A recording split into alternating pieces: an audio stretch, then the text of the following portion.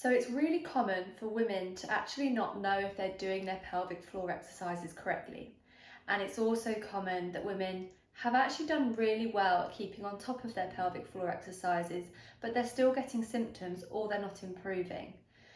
So the way I teach people how to do pelvic floor activation is to take their awareness from the front to the back.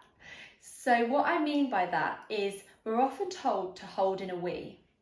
Now, if we look at our pelvic floor model here, you'll see that the front portion of our pelvic floor is actually quite small in comparison to this huge area at the back by our back passage.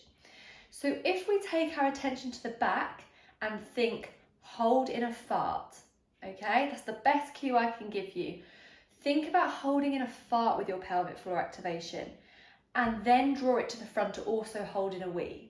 Okay, so start at the back, hold in a fart, draw it to the front, you're probably all doing it now, and relax.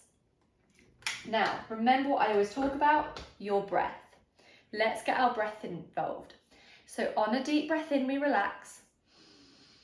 As we breathe out, squeeze in a fart, and then as we breathe back in, we fully relax back out. So breath out, lift and hold, deep breath in, relax back out. Now what I want you to try and do is to build up how long you can hold it for, but you keep breathing. So you keep that activation, you keep holding in a fart whilst breathing. So deep breath in to prepare. As we breathe out, hold in a fart, and I want you to hold that, but take a breath back in. And back out. How many breaths can you hold it for whilst keeping that level of engagement in your pelvic floor? Ideally, what we want you to do is to build up to 10-second holds. And the ultimate goal is 10 repetitions of 10 second holds and then do 10 quick ones. So squeeze up, squeeze down, squeeze up, squeeze down.